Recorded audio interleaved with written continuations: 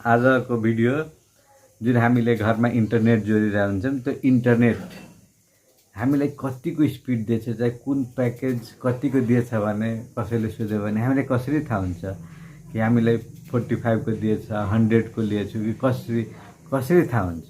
एक त हामीले आइएसपी जहाँबाट लिएको हुन्छ जुन इन्टरनेट सर्भिसबाट लिएको हुन्छ त्यहाँ फोन गरेर थाहा हुन्छ त्यसले त्यति दिएको छ कि छैन, दिएको छ भने हामीलाई कति दिएको छ हामीले आफै हेर्न सक्छौँ। त्यो कसरी हेर्न सक्छौँ यो भिडियोमा सम्पूर्ण जानकारी छ।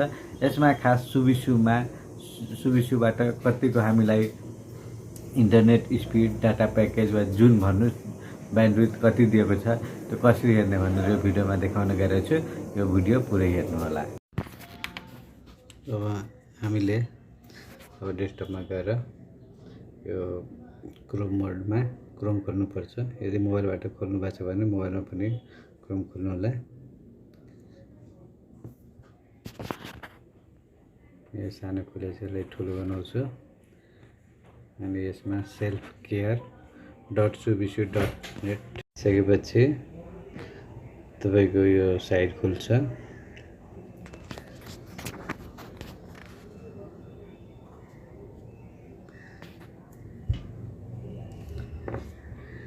अलिकति टाइम लाग्छ। अनि खुलिसकेपछि लगइन आउँछ। यसमा युजर नेम र पासवर्ड हाल्नु होला।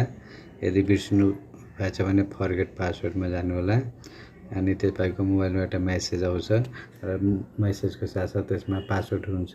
त्यो पासवर्ड हालिसकेपछि तपाईले यसलाई लगइन गर्नु होला। अनि लगइन गरिसकेपछि हाम्रो एउटा यो साइट खुल्छ जसमा तपाईको यो होममा सबै डिटेल राखेको हुन्छ। अनि माई सर्भिसमा जानु होला।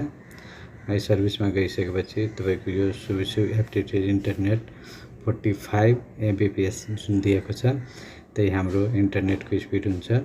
Activation date, expire date, validity कति छ त्यो दिएको हुन्छ र हामीले कुन प्लान अन्तर्गत लिएको छौँ त्यो यहाँबाट थाहा हुन्छ। अनि हामीले कति युज गरेको कति बाँकी छ सबै यहाँबाट थाहा हुन्छ। र यो युज सकिसकेपछि तपाईको यदि बढी डाटा युज गर्नु भएको छ भने तपाईको नेट 45 बाट झरेर तल झर्छ अनि नेट स्लो हुन्छ। यसरी थाहा हुन्छ। हस्, थ्याङ्क यू।